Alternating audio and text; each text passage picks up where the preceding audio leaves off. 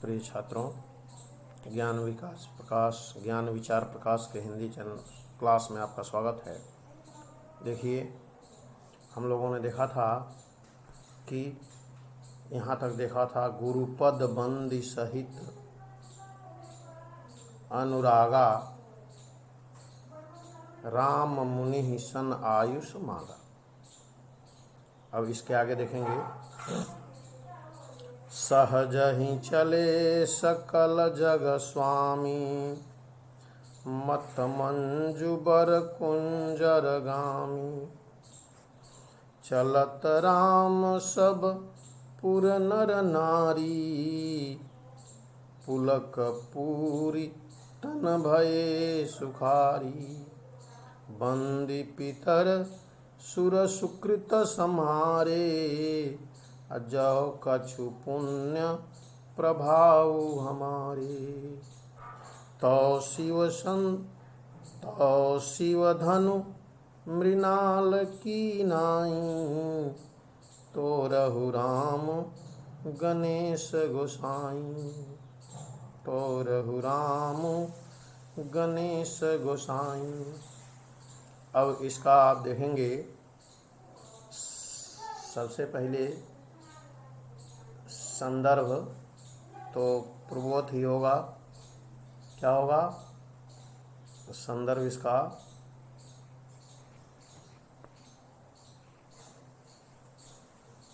प्रस्तुत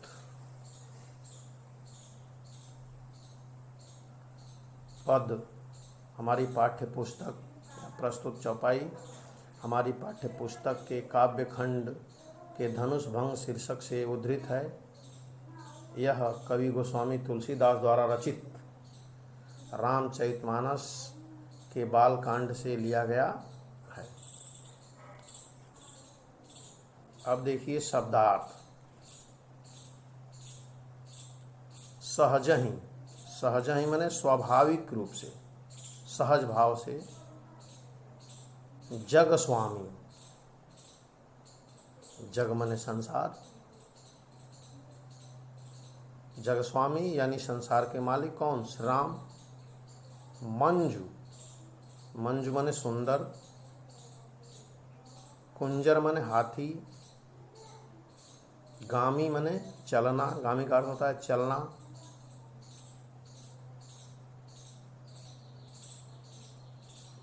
पुलक पूरी,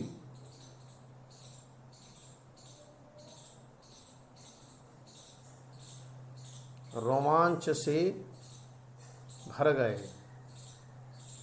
पुलक पूरी, रोमांच से भर गए। तन मने शरीर। तन।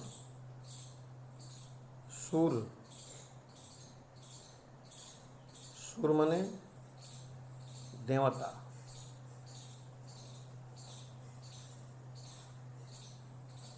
सुकृत संवारे, सुंदर अच्छे कार्य, पुण्य कार्य।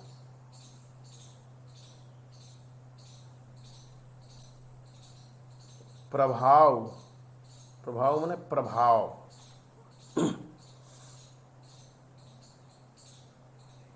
शिव धनु, शिव जी का धनुष। शिव धनु, शिव जी का धनुष। मृणाल, मृणाल की नाही। मृणाल मतलब जो कमल का डंडी होता है, मृणाल। नाई मतलब भांति, मतलब उसके समान, उसी के समान आसानी से तोड़ दें।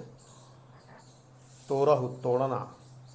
तोरहु तोड़ना। गणेश मने गणेश जी।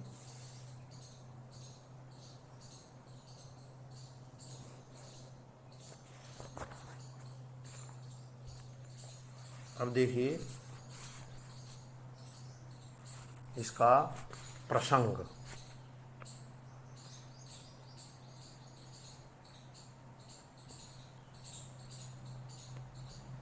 प्रसंग देखिए।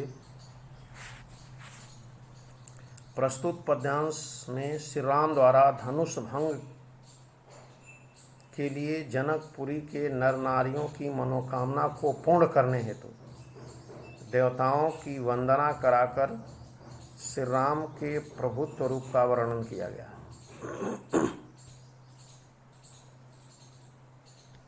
अब इसकी देखिए आप व्याख्या।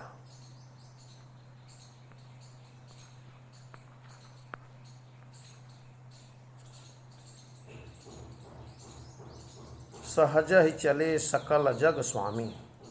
संपूर्ण जगत के स्वामी श्री राम अपने गुरु विश्वामित्र जी के चरणों की वंदना कर तथा मुनियों की आज्ञा प्राप्त करके सुंदर मतवाले हाथी की भांति मस्त चाल से धनुष की ओर स्वाभाविक रूप से चल रहे हैं।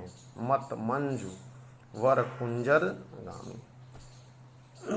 मस्त चाल से धनुष की ओर स्वाभाविक रूप से बढ़ रहे हैं। चलत राम सब पुर नर नारी।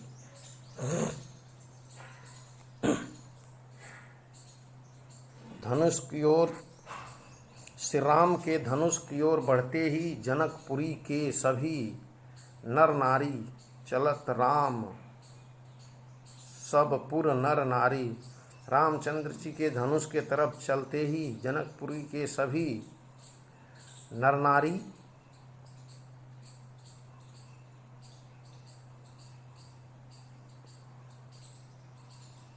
सुख का अनुभव करते हुए, पुलक पूरी तन भये सुखारी, सुख का अनुभव करते हुए आनंदित हो उठे।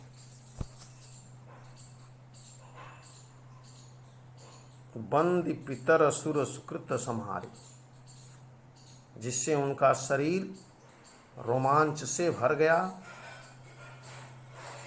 जनकपुरी के नर नारियों ने बंदी पितर असुर सुकृत संहारे, अपने पूर्वजों तथा देवताओं की वंदना कर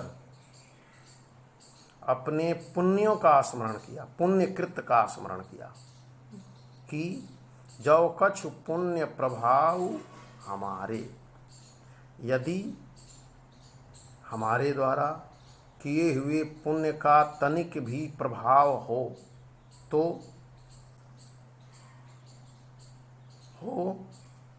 शिवधनु मृणाल की नाई अतोरहु राम गणेश गोसाई। अगर हमारे द्वारा किए गए पुण्य का तनिक भी प्रभाव हो तो हे गणेश गोसाई, हे गणेश भगवान, श्री राम इस शिव धनुष को कमल की नाल के समान सहज ही तोड़ डालें। अब देखिए काव्य सौंदर्य, भाषा, अवधि, शैली, प्रबंध और विवेचनात्मक गुण, माधुर्य, रस, श्रृंगार,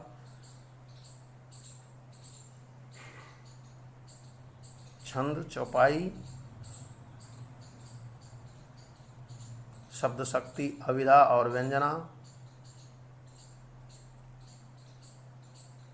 अब अलंकार का उदाहरण देखिए। अनुप्रास का उदाहरण,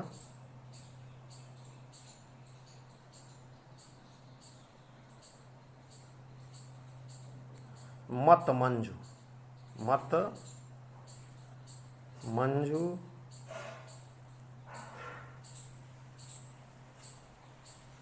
इसमें म वर्ण की आवृत्ति हुई है, इसलिए कौन सा अलंकार है? अनुप्रास है। सुर सुकृत, इसमें भी सवर्ण की आवृत्ति है, इसलिए यहाँ भी अनुप्रास है। और गणेश गोसाई, यहाँ भी गौवर्ण की आवृत्ति हुई है, इसलिए अनुप्रास। उपमा अलंकार, मत मंजु बर कुंजर गामी। उपमा का उदाहरण देखिए। मत मंजु बर कुंजर गामी। मत मंजु बर कुंजर गामी में उपमा अलंकार है, क्योंकि यह समानता प्रकट की गई है, इसलिए यहाँ क्या होगा? उपमा अलंकार होगा।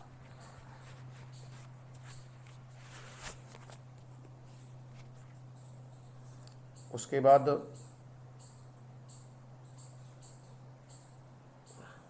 अब देखिए ये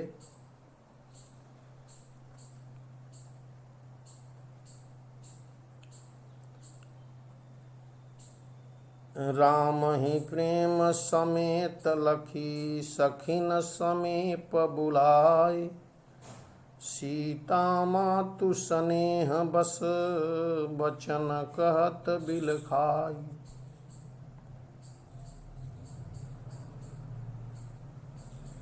संदर्भ तो वही रहेगा।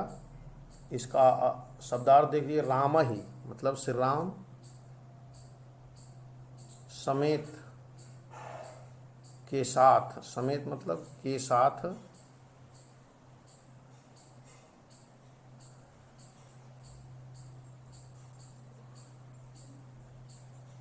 सखिन सखियां, समीप पास, बुलाई बुलाकर, मातु माता, स्नेह स्नेह प्रेम से, स्नेह, बिलखाई बिलाप करते हुए, बिलखाई माने बिलाप करते हुए, रोते हुए।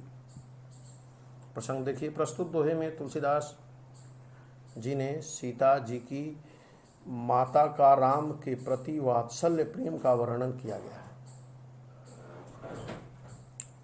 अब व्याख्या देखिए इसकी।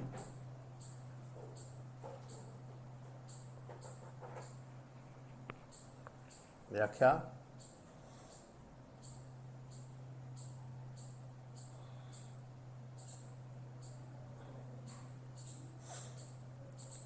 श्री राम अत्यंत सुंदर व कोमल रूप वाले हैं,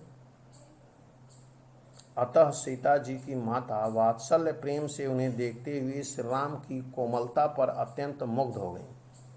वह अपनी सखियों को अपने पास बुला करके स्नेहपूर्वक विलाप करती हुई कहने लगीं कि उनकी मनोकामना भी यही है कि सीता जी का विवाह राम से के साथ हो जाए, परंतु श्री राम की कोमलता को देखकर उनका मन व्याकुल है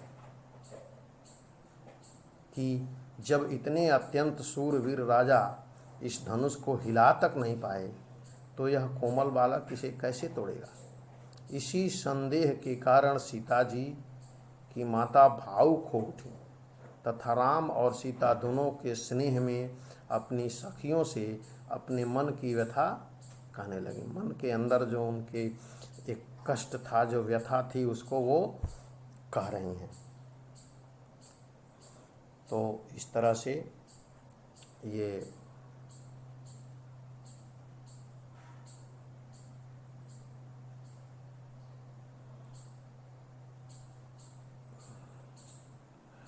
आपका